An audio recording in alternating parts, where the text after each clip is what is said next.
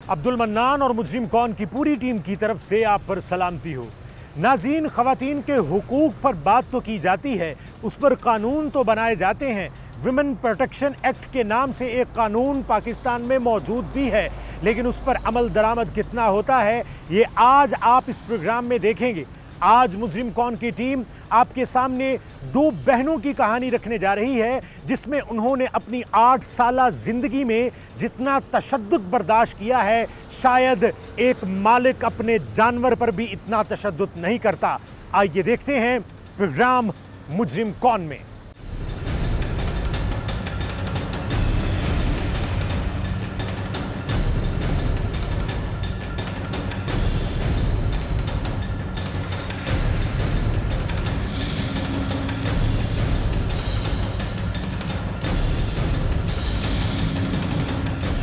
नाज़रीन, हुकूक की पामाली हमारे मुआशरे का सबसे ख़तरनाक नासूर है, जिसके लिए बड़े पैमाने पर इक़दामात करना नागुज़ीर हो चुका है। ये बात दुरुस्त है कि जहाँ ख़वातीन के साथ घरेलू झगड़ों की सूरत ऐसा नारवा सलूक बरता जाता है जिससे औरत को मजहब इस्लाम में दिए गए बेहतरीन मकाम की भी तौहीन की जा रही है, वहीं मर्द हजरात भी अपने हुकूक की अदम फराहमी का रोना रोते नजर आते हैं। आज मुजरिम कौन की टीम आपके सामने ऐसी ही दो बहनों की जिंदगी का अहवाल आपके सामने रखने जा रही है, जो अपनी शादीशुदा जिंदगी के 8 सालों में इतना जुल्म सह चुकी हैं कि जितना जुल्म शायद किसी जानवर पर भी ना किया जाता हो। ये दो खवातीन जिनका तस्करा हम आपके सामने कर रहे हैं, इनकी माली हालत ये है कि अपना पेट पालना भी मुहाल हो चुका है। उनकी जिंदगी की कहानी कुछ यूं है कि शुगुफ्ता और रुखसाना दोनों बहनों की शादी एक ही घर में रिहाइश पजीर दो चचाओं के बेटों के साथ हो गई। कुछ अरसा गुजरा कि छोटी बहन की औलाद तो हो गई, लेकिन बड़ी बहन के औलाद न हुई, जिससे मामलात खराब होना शुरू हुए। घर में झगड़ा इस इंतहा को होने लगा कि सारा खानदान मिलकर इन दोनों बहनों को मारने पीटने लगा। ये सिलसिला कुछ साल इसी तरह चलता रहा। इंतहा तो तब हुई जब झगड़े के दौरान इतना मारा जाता कि दोनों बहनों के कपड़े फाड़ दिए जाते और उन्हें नीम बरहना कर दिया जाता। मौजूदा सूरत हाल ये है कि इसी तशद्दुद में 8 साल गुजारने के बाद घर में होने वाली एक मारपीट में बड़ी बहन की एक उंगली पर छुरी से वार किया गया, जबकि उसी बहन के कान का एक हिस्सा दांतों से उखाड़ फेंका गया। बड़ी बहन घर तो पहुंच गई, लेकिन छोटी बहन आज भी अपने 3 बच्चों के साथ जहन्नुम नुमा कैद खाने में जिंदगी गुजार रही है। वजह यह है कि अगर वो घर आई तो उससे उसके बच्चे छीन लिए जाएंगे। मुजरिम कौन की टीम ने इन दोनों बहनों की आवाज बनने के लिए फैसलाबाद के इलाका मंडी क्वार्टर में उनके घर की तरफ रुख किया। उनका क्या मौकिफ था, आइए देखते हैं।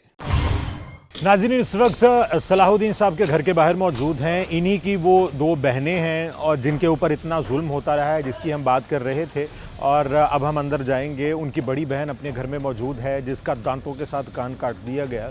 उनसे हम जानने की कोशिश करेंगे कि कितने साल उनकी शादी को हुए हैं और किस तरह से उन पर तशद्दुद किया जाता है, और डोमेस्टिक वायलेंस की जो इंतहा है उसकी एक मिसाल आपके सामने इस वक्त मौजूद होगी। उनसे हम बात करेंगे और जानने की कोशिश करेंगे कि असल हक़ाइक़ क्या है।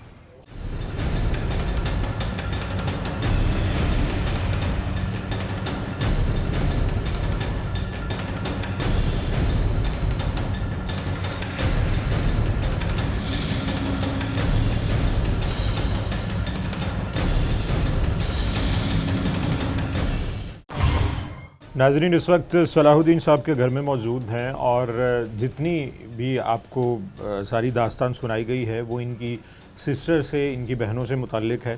तो इनसे हम बात करते हैं और इनसे हम जानने की कोशिश करते हैं कि पूरा वाक़या क्या है। सलाहुद्दीन साहब, आपने अपनी दोनों बेटियों की शादी एक ही घर में की, ठीक है जी? अच्छा, सिस्टर्स की। अच्छा, वो किन के घर में की थी आपने? ये मेरे चचा लोग हैं। चचा लोग हैं।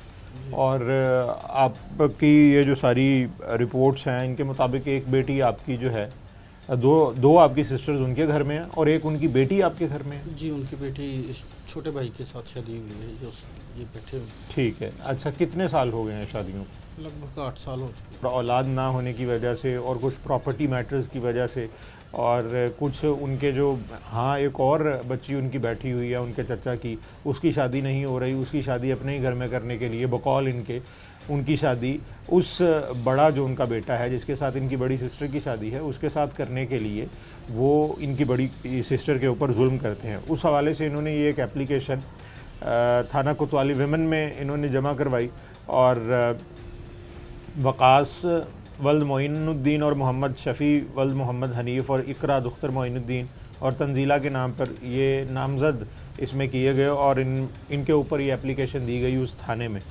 और इसमें आपने क्या वाक़या क्या बयान किया इस एप्लीकेशन में? जिस रोज़ इन लोगों ने मारा है, फिर कुछ अफराद बाहर से भी इन्होंने बुलाए हैं कि आज इसका किस्सा ही तमाम कर देते हैं। ठीक है। मुझे मेरी छोटी सिस्टर ने दूसरे दिन इतला दी सुबह कि ये मसला हुआ है। वो इसे ज़ोको को करके चले गए हैं। जब शिद्दत तकलीफ़ से ये चला रही थी उस वक्त फिर इसके शौहर ने दोबारा फिर मारा है इसे। पहले भी तो शिद्दत करता रहा है, कान का पर्दा फाड़ दिया था। अभी उसकी ट्रीटमेंट चल रही थी, वो कान इनकी ननद ने उतार दिया। कैसे मतलब? लड़ते हुए दांतों से काट कर। दांतों के साथ उसने कान काट लिया? जी। अच्छा, ठीक है। और जो इकरा मोइन है, उसने जो नाइफ था सब्जी काटने के लिए उससे हमला किया। अगर उसे हाथ से पकड़ा गया तो हाथ पर भी जख्म आया है, हाथ की उंगली भी कटी है थोड़ी बहुत। अच्छा। तो उसके अलावा जो अंदरूनी चोटें थी वो अलहदा से थी। ठीक है। ऊपर से मारने के लिए, और दोनों चचा लोग पास बैठकर ये कर रहे थे। उसके बाद जब सिस्टर ने चलाना शुरू किया तो इसे नींद की टैबलेट्स दे दी, हालांकि ये हेपेटाइटिस और शुगर पेशेंट है। ठीक है। ब्लीडिंग इसकी सुबह तक बंद नहीं हुई थी। जब मैं हॉस्पिटल लेकर गया हूँ तब भी ब्लीडिंग मौजूद थी। ठीक है। अच्छा, यहाँ पे आपने इन वजूहात की बिना पे आपने ये एप्लीकेशन दी और नाजरीन यहाँ पे इनके मेडिकल भी साथ लगे हुए हैं, पिक्टोरियल डायग्राम्स भी ये इस वक्त मेरे सामने हैं और 2 अदद ये भी अगर कैमरामैन दिखा सके तो ये 2 पिक्टोरियल डायग्राम्स और इनके पूरे नतायज जो हैं वो मेडिकल रिपोर्ट्स इनकी इसके ऊपर मौजूद हैं कि उनको ज़ख़म आए थे और बाकायदा तौर पर ये ऐसे ज़ख़म नहीं हैं कि इनको नज़रअंदाज किया जा सके। बाकी 337 L2 इसमें बताई गई है और कॉग्निजेबल ऑफेंस शायद उन्होंने नहीं इसको कंसीडर किया। बाकी क्यों नहीं किया ये भी एक सोचने की बात है। और साथ में जो शगुफ्ता है उसके कान को दांतों के साथ काटा गया और वो जो ज़ख़म उसके ऊपर मौजूद है और बाद में उन्होंने कहा जी कि ये एक घरेलू झगड़ा है। क्या पुलिस का क्या मौक़िफ़ था इसके ऊपर? आपने कब ये फ़ाइल की और उसके बाद क्या नतीजा निकला? जब मैंने ये रिपोर्ट वहाँ पर सबमिट की थी थाना कोतवाली वोमेन पुलिस स्टेशन, तो मुझे कहा गया कि आप एड्रेस दें, हम पहले बुलाएंगे उन्हें। तो काफ़ी उन्होंने तगोदो के बाद मुझसे उनका एड्रेस लिया, उन्हें बुलाया। जिस दिन बुलाया तो अगले दिन तमाम नामजद मुलजमान के साथ तलब किया। उनका चचा या मेरा चचा कह लें वहाँ पहुँचा था। उन्होंने कहा ये आप मुलजमान के साथ आएँ। लेकिन अगले दिन जब गए हैं तो SHO साहबा का जो उसने सलूक था वो काफ़ी चेंज हो चुका था। मुझे नहीं पता कि थाने को पैसे दिए गए हैं या कोई अप्रोच करवाई गई है, ठीक है, कि मेरी सुनवाई ना हो सकी। उसके बाद CP ऑफिस भी मैंने ये एप्लीकेशन दी है, वहाँ से सबमिट फिर उस फरा बतूल के पास ही हुई है मार्क होकर। फिर ना सुनाई हुई तो मैं गया हूँ SSP साहब के पास। ठीक है। उन्होंने DSP साहब के पास रखा है। वहाँ पर ये लोग अपना जुर्म कबूल कर लिया कि हमारा झगड़ा हुआ है। ठीक है। लेकिन ये नाइफ से हमला और दांतों से काटना ये नहीं कबूल कर रहे थे। ठीक है। ये तो एक आम सी बात है, कोई भी मुजरम अपना जुर्म कबूल नहीं करता है जब तक उससे किसी रवायती तरीके से पूछा ना जाए। ठीक है। वो आज़ादाना तौर पर वहाँ बैठे हुए थे, अपने जुर्म से इनकार कर रहे थे। ठीक है। DSP साहब ने हमारे सामने उनकी काफ़ी की है, लेकिन अगले दिन जब उन्होंने कहा जी आपको हम देते हैं रिज़ल्ट जो भी बनता है फ़ैसला हमारा। अच्छा। मैं 2 दिन ना जा सका कि मुझे खून आएगा। तीसरे दिन गया हूँ तो मुझे वहाँ पर उन्होंने कहा जी फ़ैसला हो गया आपका, आपकी एप्लीकेशन जो है दाखिल दफ्तर कर दी गई है घरेलू झगड़े की बना। ठीक है। मैंने उनसे फरा बतूल साहबा से मुहर्रर के ज़रिए मांगा कि मुझे इसकी रिपोर्ट्स दें जो बनाई है आपने। मुहर्रर जो थी लड़की वो दे रही थी, लेकिन फरा बतूल के पास गई है SHO के पास, उसने मना कर दिया। उसने कहा जी आप मजिस्ट्रेट के पास जाएं, वहाँ से ले लें, हम लोग नहीं दे सकते। नहीं दे सकते। अलगर्ज हमारी सुनवाई पुलिस में बिल्कुल भी नहीं हुई। अच्छा। अब ये क्या था मुझे नहीं मालूम। ठीक है। अच्छा, अब आप ये बताएं कि अब आप क्या चाहते हैं, क्या होना चाहिए? मतलब एक तो ये है कि आपकी बड़ी बेटी तो आपके घर में आके बैठती है, ठीक है, और बाकी आपकी छोटी जो सिस्टर है वो वहीं पे मौजूद है। तो अब छोटी सिस्टर का क्या स्टेटस होगा अगर आप इसी केस को कंटिन्यू करते हैं, फाइल करते हैं, पुलिस से डिमांड करते हैं पर्चे की, तो ऐसी सूरत में क्या होगा, उसका क्या होगा फिर? आपको नहीं लगता कि उसका भी घर बर्बाद हो सकता है? देखिए घर तो वैसे भी बात नहीं है, जिस तरीके से जिस अंदाज से वो रह रही हैं वहाँ पर हर दूसरे दिन तशद्दुद हो रहा है, गाली गलोच हो रही है उसके ऊपर भी? उसके ऊपर भी वो आना चाहती है वापस? बिल्कुल आना चाहती है, सिर्फ बच्चों की वजह से वो वहाँ पर रह गई है कि बच्चे स्कूल गए हुए थे, वो बच्चे छोड़कर नहीं आ सकती थी। उन्होंने बच्चों का दबाव देकर उसे रोका हुआ है। अगर बच्चे साथ आएंगे तो वो यकीनन आएगी। सही। क्यों जितना को वो भी तंग है, इंतहा का तंग है। ठीक है। क्यों कि वो इसकी फेवर में बात ब्लैकमेल करते हैं बच्चों का नाम लेके कि हम बच्चे आपको नहीं देंगे? बिल्कुल ब्लैकमेलिंग, ऊपर से फिर कत्ल की धमकी है, हम आपके भाइयों को मार देंगे, हम आपके बच्चों को मार देंगे, इवन कि मेरे बच्चे ये उनको तक वो कत्ल करने की धमकी देते हैं। ठीक है।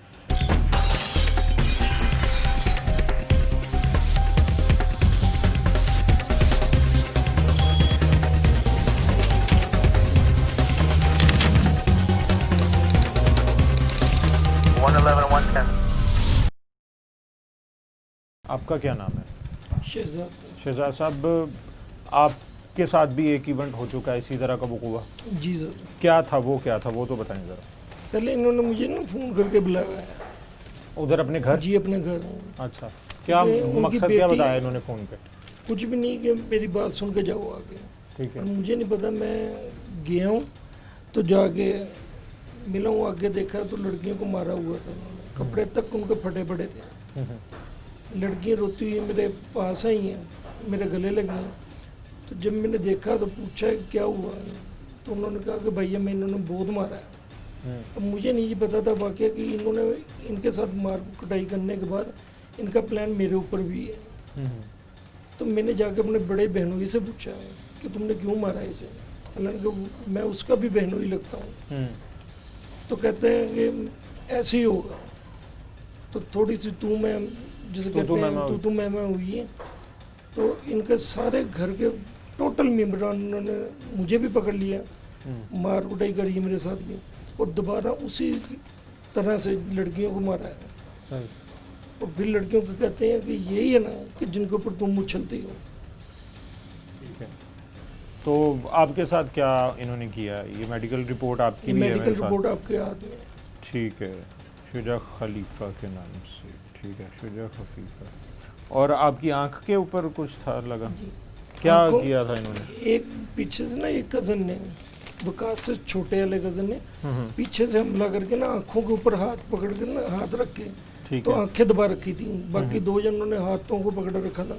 तकरीबन सारा घर जो सा मारने में लगा हुआ था। वहाँ मुझे नहीं पता था कि मैं बिल्कुल सीधे सबब गया हूँ कि बात करने के लिए, मिलने के लिए, कि पता नहीं क्यों बुलाया क्यों नहीं। अच्छा। आगे उनका और ही कुछ प्लान था।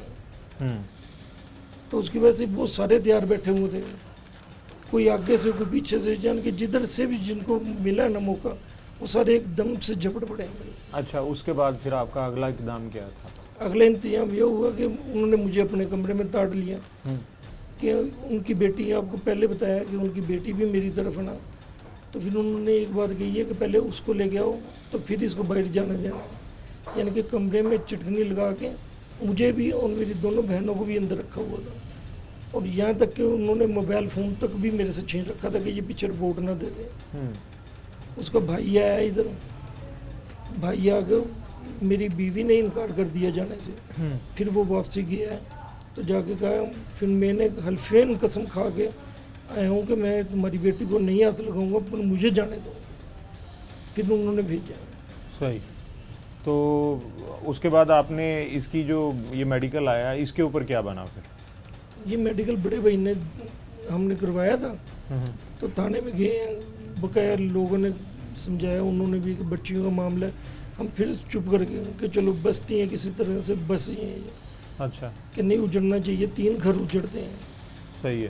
तो आपको अभी जिस तरह से ये भी फरमा रहे थे कि आबाद तो वो अभी भी नहीं है, अब रोज़ाना की बुनियाद पर अगर किसी को मारा पीटा जाए, जुल्म किया जाए, इसको आप बसना कहते हैं? नहीं, कोशिश थी ना। देखो अब आखिर जब देख ली ना अच्छा। कि ये नहीं बस रही हैं, उस वक्त हमने ये थाने में दोबारा दरख्वास्त दी है, ये सिस्टर को मारा है, ठीक है। क्योंकि उस दिन देखा ना कि जब दांतों से कान का पीस उतार रखा है इसका, अच्छा। कान का पीस जो था दांतों से पकड़ के उतार दिया है, हम्म।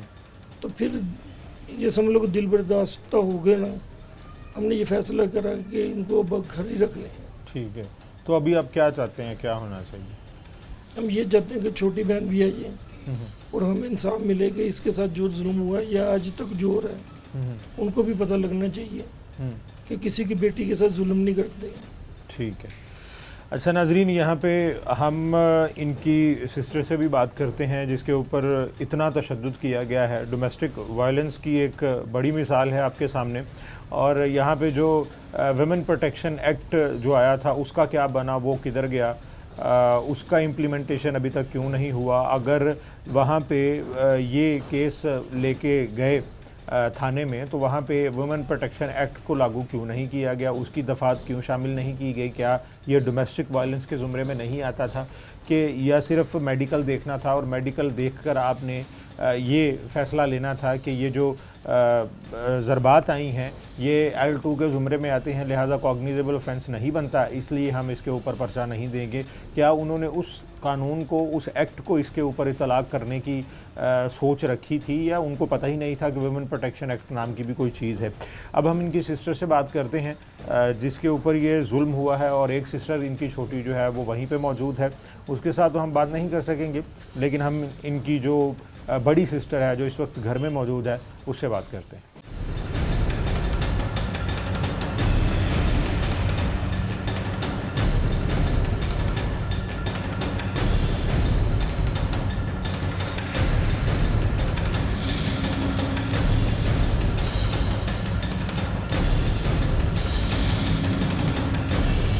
इस वक्त उनकी बड़ी बेटी भी हमारे साथ मौजूद है जिसके ऊपर ये तशद्दुद हुआ है, और उनकी वालदा भी यहाँ पे मौजूद हैं, उनसे भी हम बात कर लेते हैं। बाजी किन्ने अरसा हो गया सी बेटी दी शादी नूं? 8 साल हो गए। हाँ जी। ते किन्नी क वारी मारिया उन्होंने? पता नहीं कितने की दफा मारा ये मेरे दिल को। अच्छा। बहुत ही मारते हैं और बाल ऐसे ऐसे खींचते हैं, चिमट जाते हैं सारे लोग, तो फिर ये मुझे बताती है, मिले नहीं देती, मैं जाती नहीं तो 3-3 साल हो जाते हैं मुझे इनको मिले। इतना इतना अरसा मिले ही नहीं? मिलती नहीं हूँ, मिलने नहीं देते। क्यों नहीं मिलने देते? क्या मैं बताऊँ, अल्लाह बताएगा उनको। और जब शादी की थी उस वक्त तो बहुत प्यार से की थी, तरले मिनटों से कह रही थी, उन्होंने लाड से की थी। आते जाते थे, मुझे 2-2 दिन लेके जाते थे, मिलते थे मेरे से। अच्छा। प्यार से मिलते थे, भाभी भाभी करते थे, कोई ऐसी बात ही नहीं थी। मुझे नहीं पता था मैं कौन सा मुझे धोखा देना। अच्छा, तो क्या वजह क्या बनी, बुनियादी क्या वजह? ये प्रॉपर्टी का ही पहले नहीं, ये तो बाद में क्या किया, इससे पहले से मारना शुरू कर देता।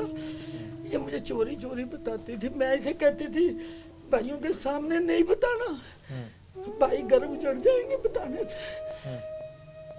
मैं सुन के इसकी बात इसको बर्दाश्त कराती। जब कभी किसी को महल्ले को भेजना मैंने, कि कभी मिलने नहीं देते थे, महल्ला भी नहीं मेरा गया कभी। एक औरत थी, वो जाती थी कभी कभी, तो उसने आके थोड़ी सी चलते प्यार दे तो इससे पूछे, इसने क्या कहना, मेरी माँ से कह दियो मुझे मारा बहुत है। फिर मेरा तो यही कहना था, इसको अल्लाह सुनेगा, इसकी कोई नहीं सुनेगा। तो आपको नहीं लगता कि जब शुरू में ये आके बताती थी कि मुझे मारती है, बताती थी, तो आपने उस वक्त क्यों नहीं बताया? उस वक्त मुझे ये था घर उजड़ जाएंगे, 2 बेटियों के, 1 बेटे का। अच्छा। मैं ये सोचती 3 बच्चों का घर उजड़ जाएगा, इससे अच्छा ना पूछ लूं बात को, क्या पता कभी है ना। अच्छा। घर ना उजड़ जाए बच्चों के, चलो बस गए। तो अब आपको लगता है कि ये आपने गलती की है, शुरू में बहुत बड़ी गलती की है। बता देना चाहिए था शुरू में, उस वक्त तो इतना अरसा भी नहीं हुआ था। बस मैंने ये सोचा क्या पता अल्लाह मैंने उसको बेटा देना कर दिया, बेटा हो गया, फिर उन्हें निकाल दी थी। फिर फिर सुलह सुलह करी, मैंने चुप करके, इसका ससुर है, मैंने चुप करके भेज दी लड़कियों को। मैंने कहा नहीं घर नहीं उजाड़ना, भाइयों को नहीं बताते होते ऐसी बातें। और उस वक्त शुरू में कितने माह बाद उन्होंने मारना पीटना शुरू किया था, कोई याद है? इसे पता, मुझे तो बताती थी, जब कभी मुझे मिलने ही नहीं दिया उन्होंने, कभी फोन नहीं करने दिया, कभी फोन नहीं है इनके पास, ना रखने देते ना कभी करने देते। मैं तो ऐसे इतना पेट से निकाली, अब दफना दिया, मेरे पास कोई सबूत नहीं है इनका। तो आप खुद भी नहीं जाती थी इनके? नहीं जाने नहीं देते, आन जान बंद कर देते हैं। कहते हैं कि माँ इनकी आएगी तो इनको मारते हैं ना, तो फौरन ये शिदात मेरे साथ जाता है मेरा बेटा, कहते हैं अब नहीं इसको मारना, आज जुमे को नहीं मारना, जुमेरात को नहीं मारना, हफ्तेले दिन या जुमे को इसकी माँ आ जाएगी। फिर माँ आती जाती थी ना, तो फिर ये कहती थी अम्मी आज नहीं मारा, तुम आ जाना 1-2 दिन में। बेटे रोज अंदर नहीं जाया जाता। फिर मैं सोचती थी कि जाऊंगी तो फिर ना मारे, फिर हफ्तेले दिन मार लेते थे इसे। फिर ये बस क्या बताऊँ, अल्लाह ही सुनेगा। अच्छा, अब आप मुझे ये बताएं कि आप जो लोग आपको इस वक्त देख रहे हैं, जी। आप उनसे क्या कहना चाहेंगे कि अगर शादी के शुरू में ही अगर कोई मर्द उनकी बेटी को मारना शुरू कर दे और उनकी बेटी आके घर बता दे, तो उनको क्या करना चाहिए? अपना इंसाफ लेना ना चाहिए। जैसे मैं आज इंसाफ मांग रही हूँ कि मुझे इंसाफ चाहिए कि जो कुछ मेरी बेटियों के साथ हुआ, अल्लाह किसी की बेटियों के साथ ऐसा ना करे। तो अब क्या चाहती हैं कि उनके साथ अब क्या होना चाहिए? ये देख लो, जो कुछ होता करना, मुझे तो इतनी है, मेरा तो पेट ही बड़ा दुख रहा है। जो कुछ मैंने सीन देखे इनके, कपड़ा जुती मैं इनको चोरी देती हूँ बेटों से लोगों के, कि नहीं बच जाए। जब ये बाल भेजे इन्होंने, ये मुझे पता इसके बाल ये उन्होंने इसका मियाँ से बाल पकड़ लेता, छोड़ता नहीं, ऊपर से लाता मारता है। मैं नहीं बताती किसी को भी, ये एक दफा के बाल है इनके। फिर छोटी है मेरी, हाफिज़े कुरान है, पता नहीं कितनी मेहनत से मैंने उस बच्चे को पढ़ाया। हर जिस बच्चे के बाल पकड़ के नंगे कर देते, ससुर के सामने, जेठ के सामने, देवर के साथ, नंदोई के सामने नंगी फिरती है। एक हाफिज़े कुरान, नंगे। नाज़रीन, ये इस वक्त आप देख रहे हैं, ये जो बाल इनकी माँ ने अपने हाथ में पकड़े हुए हैं, ये खींच कर, नोच कर, दबोच कर इनकी इन्हीं बेटियों के बाल ऐसे गंजी यहाँ से, और ये सर के ऊपर से बाल नोच के इनके वैसे ही बाल उतार दिए गए हैं। और हमारे कानून नाफिज करने वाले ये हाफिज़ा की कमीजें हैं, ये देखिए, ये सबको पता, वहाँ पर पूरे मोहल्ले को पता है, ऐसे सामने चाचियों के फिरती हैं। ये देखिए, ये जो कमीज आप देख रहे हैं, ये इनकी छोटी बेटी की है। ये देखें, ये कपड़े फाड़ के। अब एक बात तो बड़ी बाजी होती है, और वो ये होती है कि जी इस तरह से कपड़े कोई फाड़ के, अपनी बेटियों के कपड़े कौन दिखाता है कैमरे के ऊपर कि जी ये हमारी बेटियों के कपड़े। और वहाँ भी पड़े इनके, जो उनसे अभी मारेंगे वो मही उतरवाए उन्होंने। हाय अल्लाह, ये मेरा जिक्र था, मैंने अपना आप घुमा लिया उनके पीछे। और ये बालों का जो ढेर देख रहे हैं, ये इनको मिलने नहीं देते थे, और वहाँ से वो सिर्फ बाल भेज देती थी अपने के, ये नोच के हमारे बाल जो हैं उन्होंने उतारे हैं, और ये आपके सामने इस वक्त। उन्हें पता है कि हम साई गई थी, फिर जब उन्होंने पूछा ना बाल कहाँ है, तो मेरे देवर ने पूछा इसके सौरे से कि बाल और वो कपड़े फटे कहाँ हैं। तो इसने चाचू चले गए मंडी टमाटर, तो उसने कहा खाला को आई थी ना जो, उसको दे दिए। इसने कहा चाचू मैंने ने चुप करके फेंक दिए थे उसे, मेरी माँ सजा भुगत ले, मुझे इंसाफ चाहिए, मेरी बेटी आनी चाहिए छोटी। सही। तो आपको ये नहीं लगता कि खुला का दावा करके बेटियों को मंगवा लेना चाहिए? उसकी क्या वजह? वो उसकी वजह यही थी कि बस 3 बच्चे को नहीं, अभी की आप बताएं कि अभी आप ये चाहती हैं कि वो बेटी भी आ जाए मेरी बेटी, मांग के खा लेंगी इसे, रोज मार से न मांग के खा लेंगे, किसी की मेहनत करके खा लेंगी, ये मेरे से बर्दाश्त नहीं होता। और वो उनको ये भी धमकी देते हैं कि जी बच्चे हम बच्चे खोज लेंगे, बच्चे नहीं देंगे। और तेरे जो पेट में जो तेरी भाभी के बच्चा अभी 4 दिन हुए, 6 दिन लड़की हुई है, कहते तेरे बच्चे हैं ना जो पेट में भी तेरे भाइयों के, वो भी उनको मार देंगे। और 2 मेरे पोते 3 उनको भी मार देंगे। रोज ना लड़कियों को सजा देते हैं। आप ये बताएं कि आपकी जो छोटी बेटी है जी। वो अगर उसको उसके बच्चे भी मिल जाएं तो वो आने के लिए तैयार है? जी अभी चलो मेरे साथ अभी अगर वो खुद देखना। अभी अगर वो खुद आना चाहे तो वो उसको आने देंगे बच्चों समेत? वो बच्चे नहीं देंगे, बच्चों को समेत नहीं आने बच्चों देंगे। समेत नहीं आने देंगे, ठीक है। अच्छा, अकेली को आने देंगे? अकेली को पता नहीं अब आने देगा नहीं देगा। नहीं, वो तो उसका तरीका कार है। उन्होंने कि ये बच्चे कहना मांगते है, हैं। जी, उन्होंने ये कहना है कि हमारी बेटी दे दो और ये ले लो, ये कहेंगे ज्यादा करके। ठीक है, शिदात पानी दे दे। पानी पिला देंगे। अच्छा, इनकी बेटी भी साथ मौजूद है जिनके साथ ये सारा जुल्म हुआ है। ये आप बाल कटे हुए देख रहे हैं ये, और ये बेटी हैं उनकी जिनका कान जो है वो दांतों के साथ काट दिया गया और बाल नोच लिए गए, कपड़े फाड़े जाते रहे। इतना तशद्दुद ऐसे किया जाता रहा जैसे किसी जानवर पे किया जाता है।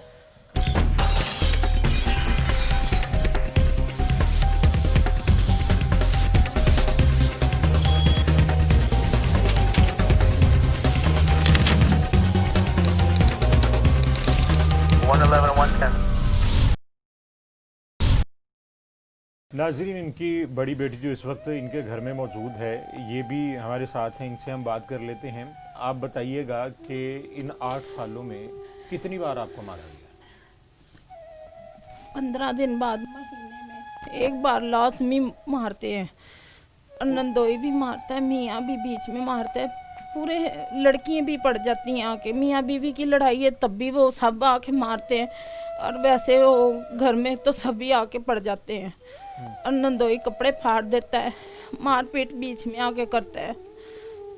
और जिस दिन अब ये मेरा कान उतारा है उस दिन भी 4 लोगों ने मुझे आके मारा है, पीटा। मैं ऊपर थी, मेरी तबीयत ख़राब थी, तो मेरे ससुर ने कहा यहाँ बैठो, तो मेरी बात सुनो। मैं बात सुनने लगी हूँ, मेरे चाचा ससुर की बेटी आई, मेरे कपड़े फाड़ दिए उसने।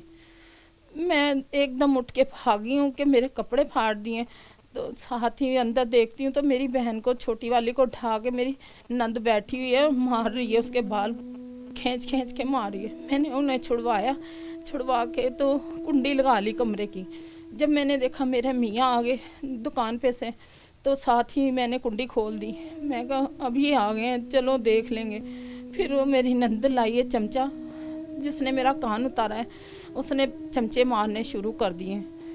जैसे मैं पीछे घूम के गई हूँ तो चमचा पकड़ने के लिए छोटी वाली को मार रही थी, तो वो साथ ही उसने मेरा कान दांतों में ले लिया। मुझे फिर नहीं पता चला मेरे साथ क्या बना। चचा की दूसरी बेटी ने मेरा हाथ पकड़ा, सब्जी छीलने वाली छुरी से उंगली काट दी। उसके मुंह में कान था और एक ने छुरी से उंगली काटी। मेरे मियाँ ने भी फिर मुझे मेरे ससुर क्या कहने पे मारा कि ये रो रही है ऊंची, कोई मोहल्ले वाला सुन लेगा, इसे मारो, इसकी बोटिंग उतार दो, ये ऊंची आवाज़ ना निकाले। और मैं यही कहती रही, मुझे सिर्फ तुम ना डॉक्टर के ले जाओ, मुझे खून बहुत बह रहा है मेरे कान से। उन्होंने कुछ नहीं देखा, मुझे नींद की गोलियां घर में ही दी और घर में सुला दिया। जुमे रात का दिन था, 2 बजे की लड़ाई हुई, तो जुमे वाले दिन भाई गया, फिर ये निकाल के मेरा बड़ा भाई लेके आया मुझे। मेरी छोटी बहन ने इन्हें इत्तला दी है कि वो खून में भरी है। मुझे बस साफ चाहिए मेरी। अच्छा, आप अब ये बताएं कि आप अब अगर ये जो केस अभी फाइल किया गया है इसके ऊपर तो अभी कोई आउटपुट जो है वो थाने से तो नहीं आई जी। अब आप ये बताएं कि क्या आप उनसे अलहदगी इख्तियार करना चाहती हैं? जी। अच्छा, और जो आपकी छोटी बहन है उसका भी यही मौक़िफ़ है कि अगर उसको उसके बेटे मिल जाएं, बच्चे मिल जाएं उसके, वो तो भी वो भी यही उनसे चाहती अलहदगी है। इख्तियार, क्योंकि ये अगर इसी तरह से ये जुल्म होता रहेगा और ये सोच के कि जी घर बसता रहे, ये इसको आप घर बसना कहते हैं? नहीं, अगर आपको लगता है कि अगर आपकी छोटी बहन जो है वो वहीं पे रहती है तो उसको इसी तरह से मारा पीटा जाता रहेगा? वो ऐसे ही मारते हैं। वो क्यों मारते हैं, वजह क्या बनती है? कोई वजह नहीं होती, बैठे बैठे ही उनको पता नहीं क्या होता है। मेरे ससुर कहते हैं, बात कोई बताते हैं तो मियाँ शुरू हो जाते हैं मारने, तो बिना वजह ही बस हंसते हंसते मारपीट शुरू हो जाती है। कोई वजह नहीं होती, कोई लड़ाई की कुछ नहीं होता, पर मार पीट इतनी करते हैं जैसे गधों को मारते हैं, ऐसे मारते हैं। मैं हिलती भी नहीं, इसलिए कहीं भागती हूँ ना तो बालों से दरवाजे के पास एक दिन मैं गई थी कि मुझे मेरे घर जाने दो, मैंने नहीं रहना, तो बालों से घड़ीसते हुए कमरों तक लेके जाके अंदर बंद करके फिर मारते हैं कि किसी को आवाज़ ना जाए। सही। तो ये जो अभी बाल आपकी माँ दिखा रही थी, ये मेरी छोटी बहन के बाल है और छोटी बहन की ये कमीज़ें हैं। अच्छा। हाफजा की। ये अभी कब उन्होंने भेजी हैं? ये 1 माह पहले आई हैं। ठीक है। और बाल वक्फे वक्फे से आते रहे? नहीं, ये एक टाइम के उन्होंने खींचे हुए हैं नंदों ने जो सुबह फिर उसने कंघी से सारे खोले अपने बाल, बंधे हुए में से ये फिर उतरे हैं, बंधे हुए खुले हैं तो फिर उतरे हैं। सही। तो उसका गुच्छा बनाया हुआ था उन्होंने बालों का, तो मार मार के। ठीक है। और आपने आखिरी बार अपनी बेटी छोटी से कब मिली थी आप? मेरे ख्याल तो मेरी अम्मी नहीं जाती, उन्होंने आन जान बंद कर देते हैं, मेरी अम्मी नहीं जाती। आप ये कितना अरसा पहले मिली थी अपनी बेटी से? 2-3 साल हो गए। 2 साल हो गए जब गई थी मेरे ससुर का पता लेने, उसके बाद नहीं गई। 2-3 साल से आपने अपनी बेटी को देखा ही नहीं है? नहीं। अच्छा। मैं वहाँ चली गई हूँ बेटे के साथ में, 10 मिनट बैठी हूँ, सारे टब्बर जो घर के अंदर छत्ती जी सारे बीच में होते, कभी मुझे ज़्यादा खड़खड़ी होने दिया, कभी बैठने दिया उन्होंने कि माँ बेटी है, कभी भी दुख सुख। एक दफ़ा गई तो इसने कान के पट्टी बंद रही, मैंने कहा निकीना कहाँ शुगुफ्ता कहाँ, कहने लगे उसको बुखार है, छोटी कह रही मामा उसको बुखार है। मैंने कहा ला मैं देखी तो सही उसको, मैं अंदर गई हूँ तो बेहोशी में फिर सोई पड़ी। जब भी उसका कान का पड़ बदाई अंदर से फाड़ा उन्होंने तो ये सोई पड़ी। मैंने कहा शुगुफ्ता, इसकी आँख खुली, अम्मी तो 3 लड़के ही साथ ही मेरे जा रही। मैंने कहा जाने तो मुझे कौन सा डर था, कोई मैं चोरी तो नहीं ना करने गई थी। मेरे साथ साथ सीढ़ियों पे जा रही है, फिर इसने उठ के इतना रोई, अम्मी अच्छा, मुझे आप ले ये चल। बताएं कि अभी आपने अगर इनका खुला के केस फाइल करने हो तो अभी वो बता रहे थे इनके जो भाई हैं वो भी ये बता रहे हैं कि इतने वसाइल ही नहीं है कि हम वकीलों की फीसें भरें। नहीं, यही वजह इसीलिए तो मैंने इनको मरवाया। अच्छा। कि इन बच्चों को ना परेशान करो। अच्छा, आप अब ये बताएं कि अगर हम आपके लिए एक वकील हायर कर दें तो आप केस कर लेंगे? आपको इंसाफ दिलवा दें अगर आप चाहते हैं तो आप इसके लिए उनको दें, ज़रा माइक आप दें। अगर आप ये चाहती हैं कि हम आपकी मदद करें और आप वाकई खुला लेना चाहती हैं और उस घर से अपनी छोटी बहन को भी निकालना चाहती हैं बगैर किसी उनकी शर्त के माने जी, तो आप ये दिफा कर लेंगी अपने केस का? जी चलें ठीक है, हम इतना आपके लिए कर देंगे कि आपका केस फाइल हो जाएगा और आपको जो अगर ये जो आपकी FIR जहाँ पे आपने फाइल की है नहीं वो ठीक है, वो आपको लगाने की ज़रूरत भी नहीं पड़ेगी। ठीक है, आप माइक दे दें। नाजरीन, सूरत हाल इस वक्त आपके सामने है। इतना बड़ा जुल्म हो रहा हो माशरे में और उसके बावजूद कानून नाफिज करने वाले इदारे जो हैं वो ये देख रहे हों कि पाकिस्तान पीनल कोड क्या कहती है। और ये जो इस तरह के जुल्म हैं चूँकि साबित नहीं हो सकते, बच्चियों के पास मोबाइल भी नहीं है, किसी तरह से रिकॉर्ड भी नहीं किया जा सकता और बाकी आपकी हल्फिया स्टेटमेंट्स सिर्फ बाकी बचती हैं, उनके लिए भी आपके पास थाने में जाने के लिए ना वक्त हो ना आपके पास पैसा हो, तो आप किस तरह से इस तरह के किसी गरीब को इंसाफ दिला पाएंगे? हम कोशिश करेंगे कि इनको इंसाफ दिला सकें और ये भी कोशिश करते हैं कि मुतल्लिका थाने में जाएं और वहाँ पे हम SHO से भी बात करें, उनका इस पर क्या मौक़िफ़ है और इसके बाद देखेंगे कि इनका क्या किया जा सकता है। और मज़ीद आपको अगर एक और इस पर प्रोग्राम करना पड़ा तो हम वो भी करेंगे।